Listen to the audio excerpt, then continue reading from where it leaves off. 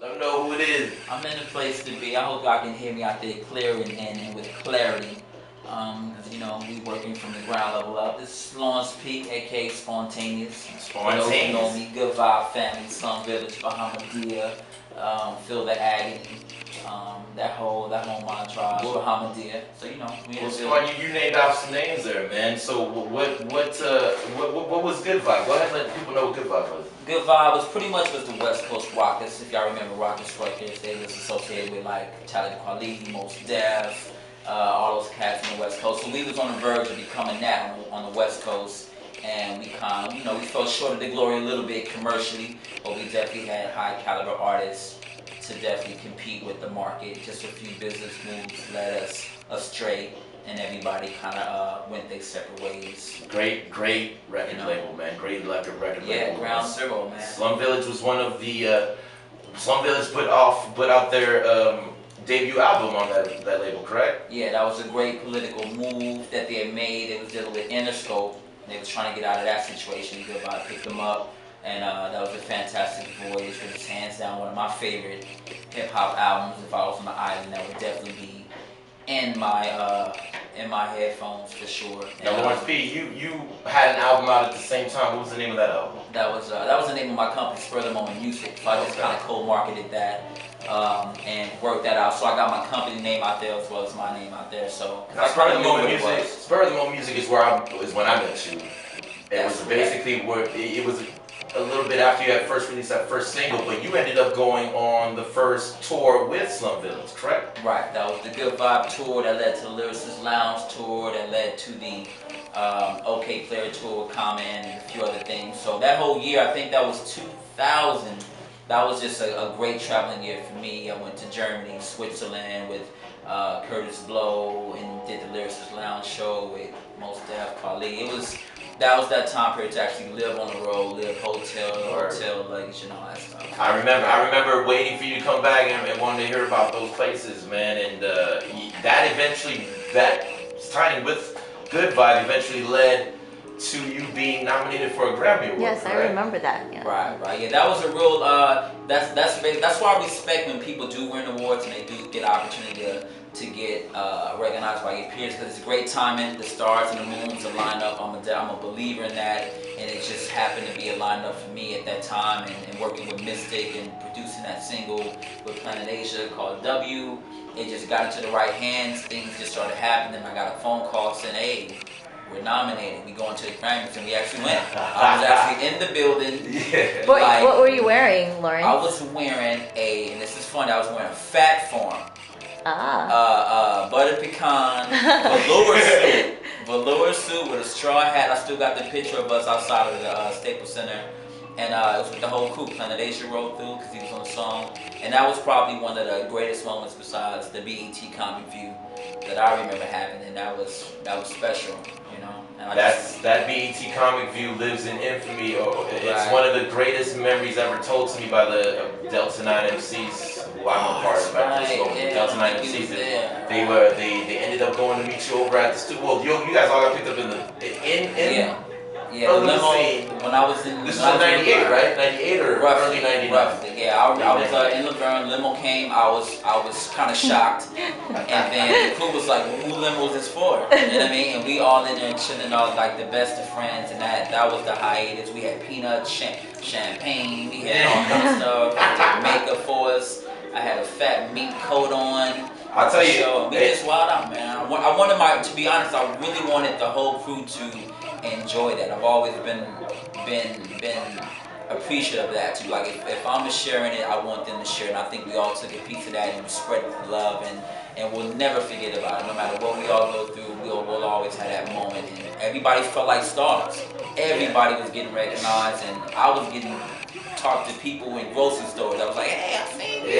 And that's what BET was really taking care of people. You know what I mean? They were putting money back into the artists, and just to hear that they treated you guys like that gave me mad respect. Right. Yeah. They later got bought out by another company. It doesn't seem like they're doing the same kind of business, but it was nice to hear about it. Now that Good Vibe eventually disbanded, correct? That's correct. Yeah. And then you went off on your own.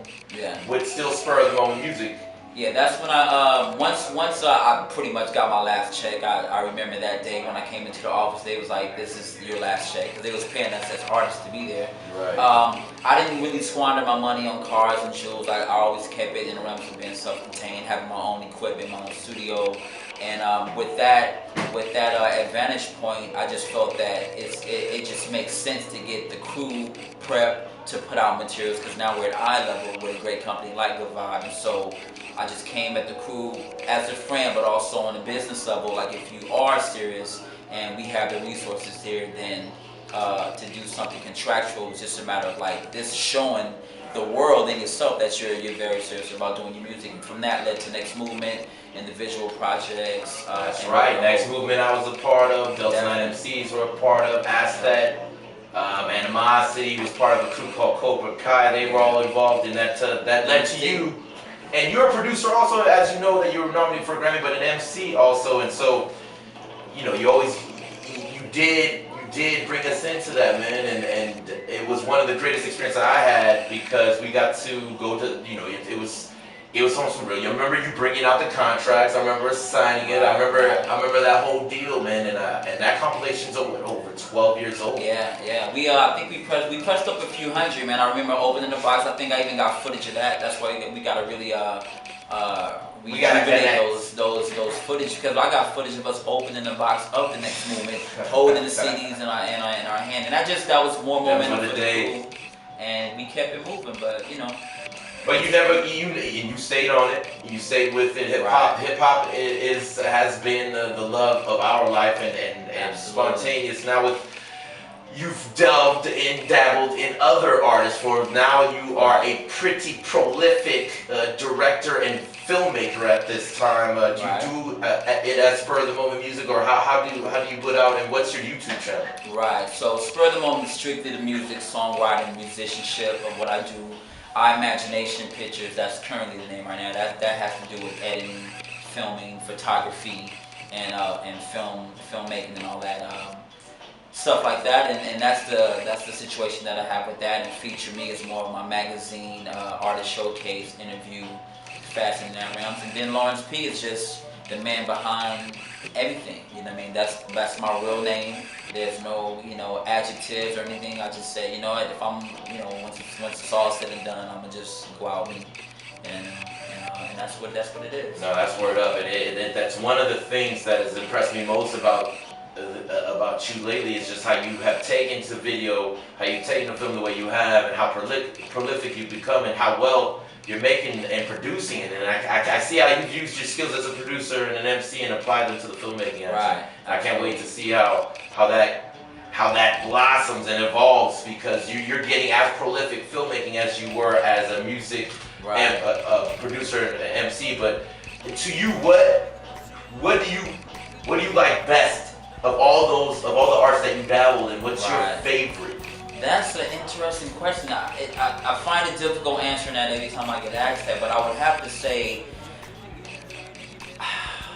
man, it's pretty close. I think lyricist, because I can't even say lyricist because I started beatboxing before I started writing rhymes, so it just has to do with creating expression. And whatever that has to do with, that's what I'm good at. But as a lyricist or a producer or a filmmaker, they're pretty close. I mean, I don't paint, or I don't do tattoos, and I don't, so I'll say those things. I'm doing the vocal thing right now, so if anything was more in a low percentage to get my vocals together, but once that gets sharp, then I'll find a very old blues singer that want to teach me all the Alabama and Georgia secrets to sing like I do, then I'll be good to go. Always learning. Spontaneous, aka Lawrence P, always learning. Now, Lawrence P, we connected, and I received a text from you, and the reason why, a big reason why we're linked up today, is because of a friend of ours just recently passed away. Can you tell the people what I'm talking about? Well, out of all the artists that was part of Spur of the Moment music, although everybody went their separate ways, and everybody's grown and involved, and has families and had a street hustle in their life, their job, we're still all family. We still all connected through music and through friendship. And one of my friends, Wade Vanzi, aka Sir Vice, he actually passed away at a party in Rialto. You did just release some tracks that you did with Serve Ice on SoundCloud. Where on SoundCloud can they find the song? Yeah, everything is on soundcloud.com/Lawrence Peak Download. This is everything that I'm involved with production-wise. I know we had a plethora of music all around because he definitely went to studios throughout the city, but all the music we done together was more or less official Serve Ice music. So he came out with some albums before that, but this is definitely the album that we wanted the world to hear and to be official, and that's it's called The Hustler's Blueprint. And I mean, and that's pretty much what we put together. So I did my best to put out something that showcases his lyrical skills, his swag, his whole mentality about hustling, because he definitely was a hustler. To the Yeah, Serve Ice, man. Lawrence P. Download. Go to SoundCloud. It's Lawrence P. Download, all one word. You'll find the Serve Ice posthumous album, released posthumously. And the guy was very talented, a very hilarious human being, and a talented lyricist. And he'll be missed, man. He had a daughter too, man. So one day, I might meet her and just give her some of my stories, and hopefully that'll help her as a young woman and as an adult, know who her father was. And we'll go from there. Yeah. And I'd like to thank Spawn for coming out. I'd like to thank my co-host Myra, and this is Cypher Boxing Radio, letting y'all know to appreciate every second and every moment you have. Rest in peace, Serve Ice. In fact, we're going to play one of the songs from the album produced by Lawrence P. for Spur of the Moment Music. Go to SoundCloud and get it. And this song right here is featuring Trione and Lawrence P. It's available on SoundCloud, and we're going to leave y'all with this little banger. Rest in peace, Serve Ice, please. Check me out at lawrencepshow.com. Word. And, I know this show is going into the archives, so it can forever be researched. That's right. Holla at us. KCHUNG, 1630 AM Radio, Cypher Boxing at www.crookedvision.com. Also check out all the archive shows of this dope radio station at kchungradio.org. And we're going to go out with my man, Serve Ice. Rest in peace.